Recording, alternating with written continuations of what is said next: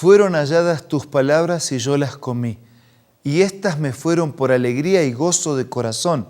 Fue lo que dijo Jeremías, y es también lo que decimos nosotros. Nos acercamos a Dios y a su palabra con la misma necesidad de encontrar un alimento que fortalezca nuestra vida y encontrar también fuente de bendiciones para nuestra existencia. Reavivados por su palabra, nos convoca día tras día con esa intención, generar un simple espacio de lectura y de reflexión, tener un encuentro con el Señor y con su palabra. Hoy nos vamos a dedicar al libro de Ezequiel, el capítulo 14. Pero antes tenemos una oración. Padre nuestro que estás en los cielos, queremos pedirte que el Espíritu que inspiró a los escritores nos ilumine a nosotros y podamos entender este mensaje como tu mensaje para nuestra vida. Te lo pido y te lo agradezco en el nombre de Jesús. Amén.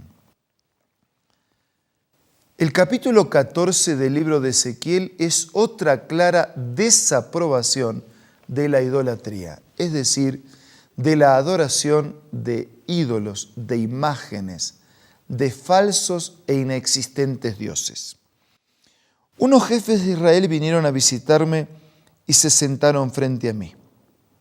Entonces el Señor me dirigió la palabra y dijo: Hijo de hombre, estas personas han hecho de su corazón un altar de ídolos malolientes y a su paso han colocado trampas que los hacen pecar.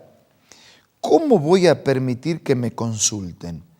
Por tanto, habla con ellos y adviérteles que así dice el Señor omnipotente. El profeta recibió un mensaje para retransmitir un mensaje de advertencia. A todo israelita que haya hecho de su corazón un altar de ídolos malolientes y que después de haber colocado a su paso trampas que lo hagan pecar, consulte al profeta, yo el Señor le responderé según la multitud de sus ídolos malolientes. ¿Cuál era el problema? Por un lado, entronizaban en su vida esos ídolos, pero por el otro lado, intentaban de todas maneras consultar al profeta de Dios. Es decir, hacían un doble juego. Estaban con el Dios inexistente o falso y pretendían estar con el representante de Dios. Dios dice: no tienen nada para consultarme. Esa actitud de hipocresía, de falsedad, no era de beneficio para ellos. Por lo tanto, el Señor estaba condenando esa conducta. En el versículo 5 dice: así cautivaré el corazón de los israelitas que por causa de todos esos ídolos malolientes se hayan alejado de mí. La intención del Señor de desaprobar lo malo, de disciplinar, de corregir, es atraer a los que se alejaron. Versículo 6. Por tanto, adviértele al pueblo de Israel que así dice el Señor omnipotente: arrepiéntanse, apártense de una vez por todas de la idolatría y de toda práctica repugnante. El mejor camino no es vivir con una mano del diablo y con la otra mano de Dios. El mejor camino es reconocer nuestra pecaminosidad, arrepentirse y abandonar ese pecado. En este caso, la idolatría y toda práctica repugnante. Versículo 7. Yo seré quien le responda a todo israelita o inmigrante que resida en Israel y que se haya alejado de mí, al que haya hecho de su corazón un altar de ídolos o al que haya colocado trampas que lo hayan hecho pecar y luego acudido al profeta para consultarme. Dios dice: me enfrentaré a él, le haré una señal de escarmiento y lo extirparé de mi pueblo. Así sabrán que yo soy el Señor Dios. Miren, tan cierto como Dios es amante, misericordioso y protector, también es celoso, es justo y es correcto. No podemos jugar con Dios. Podemos cometer errores y ser pecadores, y de hecho lo somos, pero no se puede jugar con Dios. Dios siempre desaprueba cuando jugamos, cuando tomamos su nombre en vano, cuando obstinada y reiteradamente le damos la espalda. Versículo 9. Si un profeta es seducido y pronuncia un mensaje, será porque yo el Señor lo he seducido. Así que levantaré mi mano contra él y lo haré pedazos en presencia de mi pueblo. Para el profeta es más grave todavía, ¿no? Porque el profeta tiene una mayor responsabilidad. No inventa mensaje, transmite con fidelidad lo recibido. Tanto el profeta como quien lo haya consultado cargarán con la misma culpa, para que el pueblo de Israel ya no se aparte de mí, ni vuelva a mancharse con sus pecados. Entonces ellos serán mi pueblo y yo seré su Dios, lo afirma el Señor omnipotente. El juicio, el llamado de atención, la amonestación, la disciplina, tienen como intención hacernos recapacitar, volver en sí y atraernos a un camino de salvación. Yo quiero seguir siendo su Dios. Yo quiero que sigan siendo mi pueblo. Esa es la actitud de un Dios que ama aun cuando no lo amamos. El versículo 13. Hijo de hombre, si un país peca contra mí y persiste en su infidelidad, yo levantaré mi mano contra él, le quitaré las provisiones, lo sumiré en el hambre, arrasaré a sus habitantes y a sus animales. Y aun si Noé, si Daniel, si Job vivieran en este país, solo ellos se salvarían por su justicia, afirma el Señor omnipotente. La salvación es un asunto personal, de manera que si estuvieran en medio de ellos seres justos y santos como los mencionados, a lo sumo podrían ejercer influencia, pero no alcanzaría para salvar a otros, porque cada uno da a Dios cuenta de sí mismo. El mensaje de este capítulo continúa en la misma dirección. Versículo 19 dice: si yo enviara peste a este país y derramara sobre él mi ira mortal para eliminar a sus habitantes y a sus animales, aun si Noé, Daniel y Job vivieran, ni sus hijos ni sus hijas sobrevivirían, solo ellos se salvarían por su justicia. Yo, el Señor omnipotente, así lo aseguro.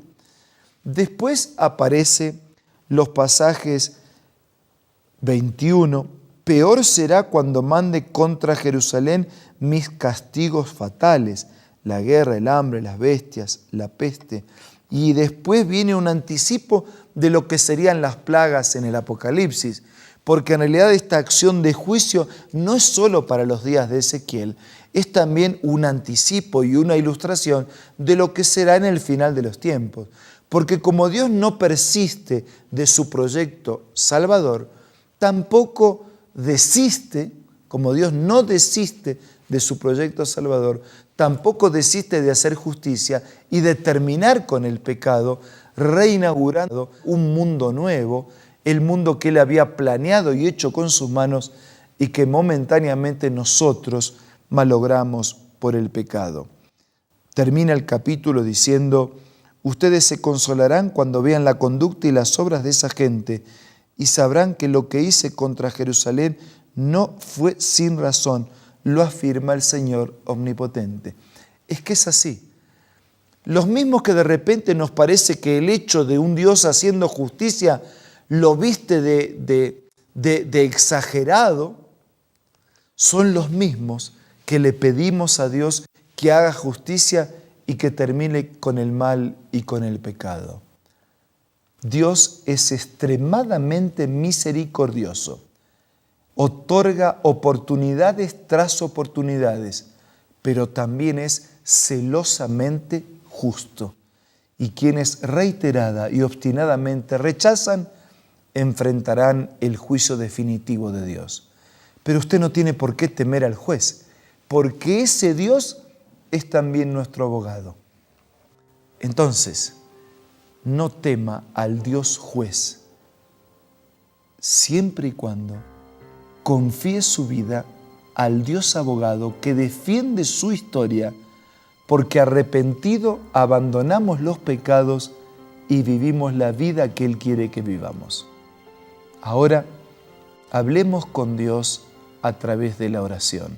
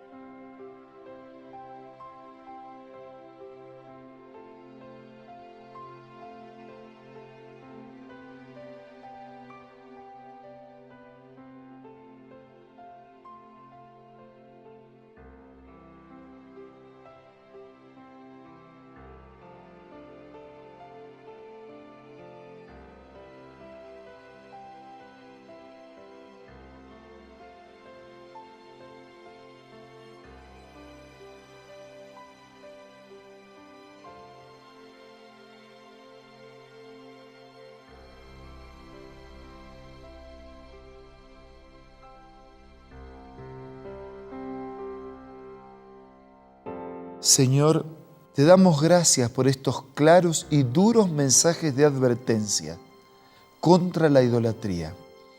Y te pedimos que nos ayudes a permanecer totalmente de tu lado. No temer al Dios juez, pero sí refugiarnos en el Dios abogado, el que defiende nuestro caso en la medida que le confiamos nuestra vida a su cuidado. Por eso, Señor, en este momento te pedimos perdón. Te agradecemos porque Jesús murió para pagar el precio de mi pecado. Y te pido, nos bendigas de tal manera que podamos ser victoriosos y fieles en nuestra caminata hacia la eternidad. Bendice a todos nuestros amigos.